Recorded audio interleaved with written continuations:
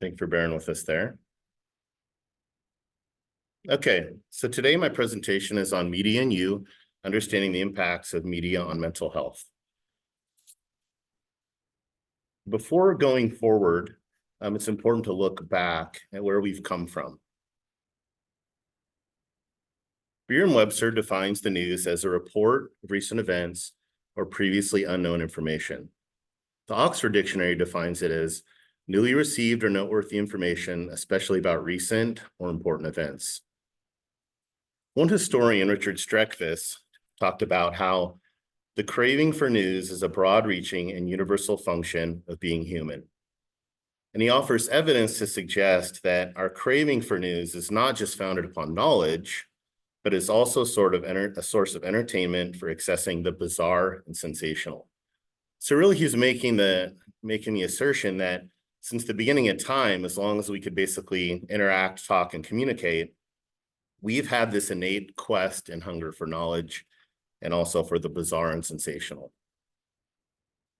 One thing that's kind of nice to know is that actually written communication itself was only invented about 5,500 years ago. So when you think about the scope of evolutionary theory, how long we've been here, that's really not that long ago.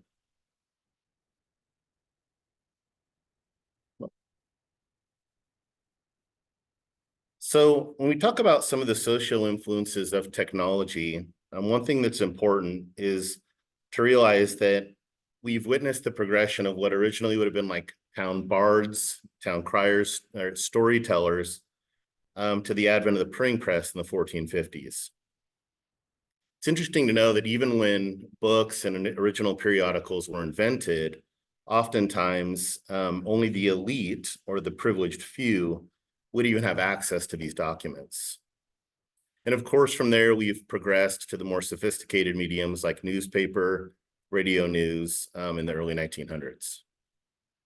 And of course, that leads us to today, where we have the advent of TV, internet-based methods of our current age, social media, and a lot of things we enjoy day to day. So where are we at now? What's our current context of media consumption? I think today, really, the core of it is we want to look at a careful examination of our digital sources of news and information and how these can shed light on potential mental health impacts. Here's a couple key stats. 60% of American adults use digital devices to source news, contrasted to only 40% who use television. Even 20 years ago, it would have been a lot more television, but now we see that people are using their devices and their handhelds to a lot higher degree. Among these digital options, 35% use websites or apps, and 23% use search terms or social media would be the top three. A lot of people, well, really too, when we look at these, the line between news and social media now has really kind of started to blur. In fact, I'll talk in a later slide, but even to kind of measure where news usage comes from, is very difficult because we have so many access points and so much interdependency between those two things. So before I dive into, before I kind of go Debbie Downer and we talk about all of the, kind of negatives potentially of media use, social media use, I first want to kind of lay groundwork of what are some positives, like what can we celebrate and really appreciate about media? First is pretty obvious. Obviously, there's a lot of opportunities to network, whether that's locally or globally, connect with a lot of people who are maybe like-minded, have similar disciplines. Also, of course, for major news alerts, things like, COVID-19 in Texas, if there's a tornado coming, it would be nice to know. Things like that are kind of the front line of defense when we talk about news and network news. Although I'm going to accentuate, definitely part of this presentation is going to be some of the concerns, there is a lot of evidence to show that there's aspects of social media and the news that improve mental health. And when we talk about things like business or education, there are a lot of advantages as well. A couple high points there would be, obviously, now we have an opportunity through so much information to better understand and connect with our audiences, whether locally or globally. Again, the networking opportunities, opportunities for market research. And a lot of times for companies, you can get a lot more brand awareness or awareness of your product at a lot lower cost by leveraging the power of social media or news outlets. On the educational front, we have the opportunity to collaborate now across geographical lines when you're thinking about like a group thinking, think tanks, those kind of things, even master class groups. And it's oftentimes a more friendly medium for sharing ideas with a myriad of personality styles. Some people aren't as comfortable, maybe doing the in-person thing. And obviously that's a double-sided coin when we come to psychology. But the flexibility, I think, is a key piece of that. And lastly, just comfort. Now we can match more preferences and conveniences. Right now, we're on a teleconferencing call. Not too long ago in the history, we wouldn't have been able to do this. So just opening up a lot of different mediums and opportunities to connect as individuals.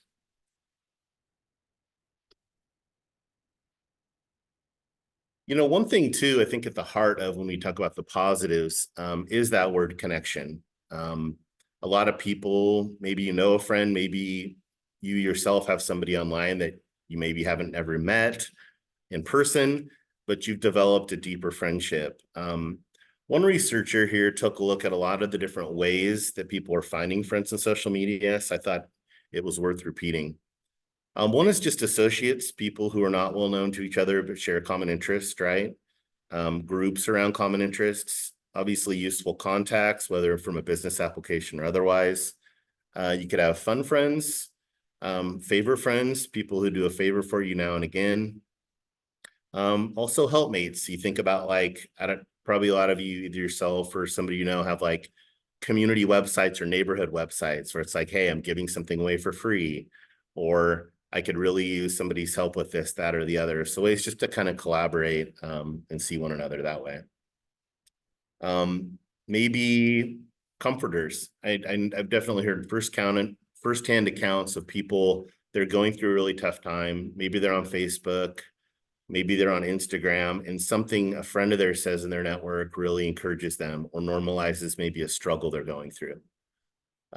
Confidants, right? Maybe one of your best friends now lives across the state. These are great mediums to connect with them, do life. Obviously not as good as in person, but definitely better than past forms of technological communication.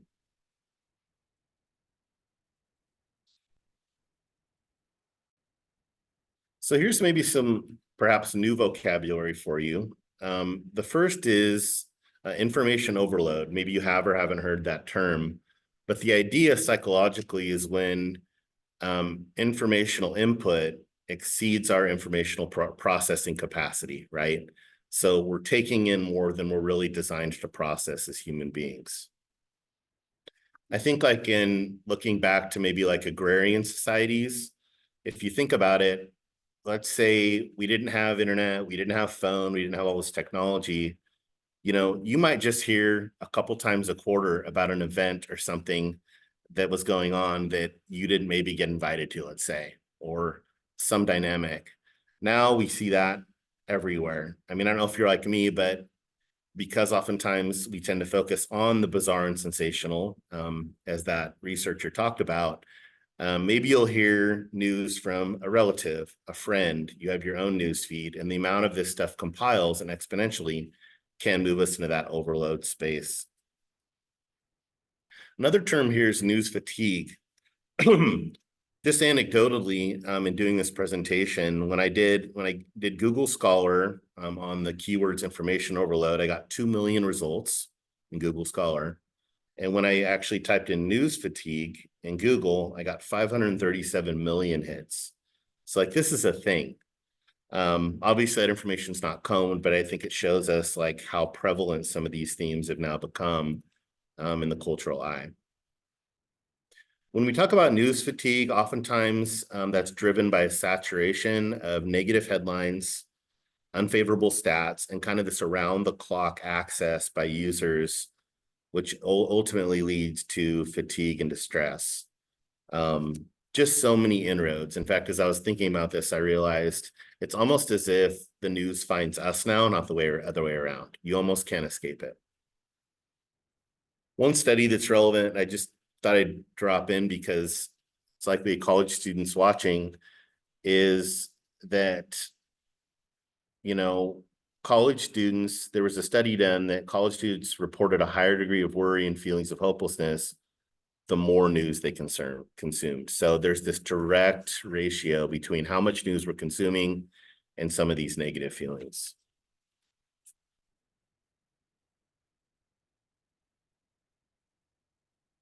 So in keeping with this kind of zooming in now on what are the drivers of negative news and social media impacts, another term that I had not heard of, a couple terms, was this idea of soft versus hard news. So I'll define those. Basically, researchers that have looked into this define hard news as focused on more major issues and breaking events. Back to the major tornado warning or pandemic or presidential election, right? Things that are going to be very common, things that we would all want to kind of be in the know on. When we get into soft news, which is a lot more prolific within these media sources, we're focusing more on personal stories. It's less time bound, so you can pull from a lot of different times. And it's oftentimes more incident based. So like more specific to like the day-to-day type scenario. The thing about soft news is that it tends to focus on gripping themes intentionally with a personalized narrative. Even like when you peruse Hulu or Netflix and these things, you see these shows that take like a subset of a type of person or a struggle, right? And you can even make a show out of it. Oftentimes, these focus on real life misfortunes as entertainment, depending on what you think about that. And there's also 6 common themes being sex, violence, destruction, humor, celebrities, and emotionally based news. So why is this important? Why am I talking about soft versus hard news? Well, what studies have shown is that individuals that already have a lower self-esteem tend to be drawn to soft news versus hard news. And if we follow soft news over time, it tends to impact your mental health in a way, reducing it over time. So if you look at this, really, it's almost creating kind of a vicious cycle of you have a lower self-esteem, so you watch the things, and then things you're watching create what? Kind of a lower self-esteem.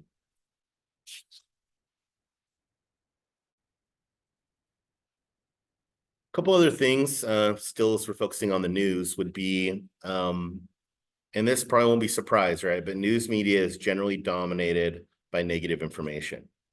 We've probably all heard the term, I know it's kind of new for me, but I heard it, doom scrolling, right? It's funny that like that has kind of organically become this term, but I think as people have realized, the effect on me is that I kind of go to this doom and gloom place. A common journalistic turn of phrase is if it bleeds, it leads. It's pretty vulgar, but just shows kind of how many maybe potentially journalists are looking at what's going to get me that headline, what's going to get me in front of people. And when we talk about fake news, this is some stats from March 2020. Approximately 46,000 posts on Twitter were viewed as inaccurate. That's a lot of posts. So now shifting gears a little bit from kind of the news and network news to social media, I wanted to offer up some key stats to kind of set the table. First and foremost, 4.9 billion people are now actively using social media. And the surprising thing about this stat is that in 2019, it was 2.6. So we've had virtually a doubling in the increase of social media users just in a few years. And the average daily use of the consumer is just above 2 hours per day. One particular interesting thing as we kind of like talk about psychological impacts is that these media sources, these news outlets can actually prey on what in psychology we call our core attachment style. maybe you're familiar with that term. If you're not, I'm going to kind of unpack a little bit of what about that means. Attachment style simply, in its simplest form, just points to what we did or did not get from our primary caregiver with regard to our basic needs, like food, shelter, clothing, and also whether we got love, a sense of acceptance, and a sense of affection. Basically, if you view these on a continuum of the more we got of those things, the more we're operating from what we call secure attachment base. To the degree we didn't, we start to move into we kind of fall in two different camps. One would be insecure avoidant, which essentially means that because of some of those deficits, we tend to pull away and avoid people in a relationship, especially when we're feeling stress or in a crisis. And the other would be insecure anxious, where we're actually kind of oscillating between feeling connected and disconnected in relationships. So that was what we would call more of an anxious attachment style. Granted, you can view these things in a continuum. And if maybe you're saying as you listen to this, well, I'm one of those, maybe it doesn't feel as secure. The good news is, and this is a shameless plug for psychology and therapists like me, you can do something about that. That can change. However, when we talk about social media and the impact of news, the data has shown that the more we move into those insecure, avoidant, and insecure, anxious spaces, we tend to move into more of an addictive relationship with the media. In other words, that vacuum that maybe is more innate by what we did or didn't get in childhood almost creates this connection and vacuum to saying, oh, I'm going to fill that void and attach in some way with social media and some of these news type scrolling apps. Another big part of this would be, and again, I think a lot of this is not a surprise, but maybe hopefully this is giving you a deeper look into the mechanisms of some of the things you're already familiar with. But when we get into social media, oftentimes we find ourselves in that comparison trap. When we talk about social comparison theory, which informs that, it posits that as humans, we are searching, always kind of think like we're in scan mode, and we're always kind of searching to establish an accurate appraisal of self. So we're kind of reflecting to our environment and to the world around us to go, do I have an accurate reflection of who I am? Which can be good and bad, right? Generally, is what the researchers have found is that we fall into two camps with this. In the one sense, we could compare ourselves downward to other people, which would mean we're comparing ourselves to someone perceived as inferior. And certainly you can probably think of media or shows that do that. And then the other would be upward, right? The easiest example is like we joke around, like the Insta feed, right? Like we're comparing ourselves to someone we perceive to be superior. And I would argue consciously or unconsciously, motivated by a desire for self-improvement. So the desire is good, but oftentimes the result is we can fall into envy, anxiety, frustration, or even feelings of depression. So again, why am I talking about the comparison? Well, when we talk about media use over time, we see that oftentimes these examples are unrealistic and in many cases completely unrelatable to our world. Back to kind of like that agrarian society example I'm using, you know, a lot of people, or actually even better yet, if you think of your own life day to day, like let's say today is maybe I would consider an average day for me, but because of social media, maybe I have 1,000 Facebook friends, 1,500 Instagram friends. I'm scrolling on my coffee break, and now maybe I've witnessed 50 to 75, maybe even 100 of somebody sharing their best day. So now I'm in the situation of sharing my average day to their best day. You see how that's a zero-sum game, and it can leave us really feeling at a loss on the back end of these interactions with social media. Many of you, if you haven't, I would highly recommend it, but there's a documentary, I believe on Netflix, called The Social Dilemma. It was an award-winning film. And that, if you want to kind of deep dive into some of this stuff, I think it gives a lot of really salient information about how do these different media companies, social media, platforms exploit our human psychology. Talks about fake news, anxiety, depression, and even addiction. This quote, I feel like for me was haunting when I read it. One of the individuals that actually they interview, who was a former Google design ethicist, says, if you're not paying for the product, you are the product, right? So when these companies are trying really, really hard to capture our attention and our ability to control our attention, if you've been like me, sometimes I've literally wondered, how does this company make money while I'm on their site? You can see the irony. So where do we go from here? Obviously, some of the things I've shared up until this point, can form a fairly bleak picture. But there is some research out there that kind of gives us some rays of light and hope here. One study I looked at is that they found that if we could emphasize more redemptive themes, for instance, situations where people are having exposure to others' kindness, so like kind acts, people doing kind things for each other within the media, that it can really oftentimes work to counteract some of these negative shifts that we experience in our mood. So this just emphasizes the importance of kindness and well-being to kind of maintain and do maintenance to our belief in the goodness of humanity overall. Also, there's an ongoing debate, like we've used a couple different terms, but like the term screen media is a lot like larger. It's more of a general term. And when we talk about screen media, one study looked at the effect sizes, which is basically like the validity of 37 different studies. And they found that oftentimes the data for those is low strength. So basically, the point here is that it's highly complex. We have a lot of studies out there. Some are negative, some are positive when it comes to social media and news media.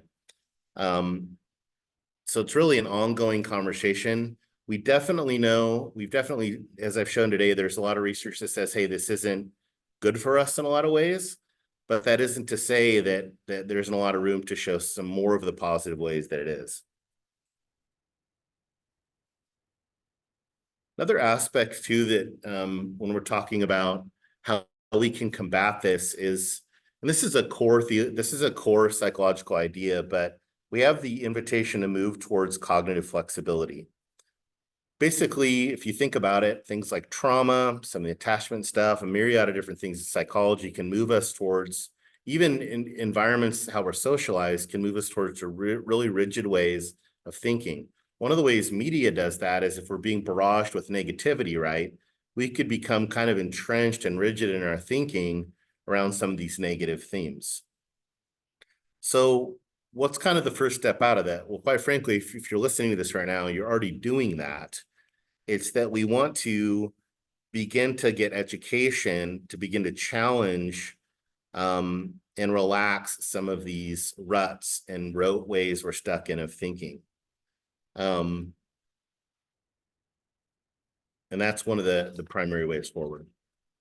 And lastly, I would say within all of these different things pulling at us, probably the best thing you could do is just trust your gut, right? All of us know deep down when something is having a positive effect or a negative effect. There's an ancient maxim that says, you will know them by their fruit. And when you really kind of unpack that idea, essentially it's saying is, what is the fruit of something? What's the byproduct of something? And if I take time to reflect and be mindful, pretty quick I can go, okay, I just did this thing, I'm having a negative feeling or negative impact. There you go, right? You have your answer. But this demands that we practice some self-awareness. And again, back to the social dilemma, when a lot of these companies are now holding up our ability to sustain attention as one of the biggest commodities within capitalism in American culture, it's going to take a concerted effort and some real fight to kind of walk that back and take a hard look at your life and say, what rhythms am I engaging in that are bringing a sense of life, joy, hope, and peace versus what am I engaging that are bringing a sense of, darkness, depression, negativity, for instance. I actually have a friend, as we come to a close, that has really inspired me around this. He's an executive coach, also an author, and he said that 10 years ago, he quit looking at the news. He does not watch the news. He doesn't have access to the news. And his idea is that through his social circles and the people he surrounds himself with, eventually, if there's something that is very important, like we talk kind of the larger themes that he needs to know, those things will find him. But he's careful to not kind of subject his mind and will, and soul, if you will, to these impacts day in, day out, with some of the things that we've talked about today. Maybe that sounds extreme to you. It's a little bit extreme to me, but I will tell you that when I've been around this individual, they're one of the most purposeful, joyful, and present people I know. So maybe something's there. So thank you for your time today. Based on this presentation, hopefully you've gotten a couple questions and a couple things to push against as you look at how you might edit your own relationship with media now and moving forward. Thank you.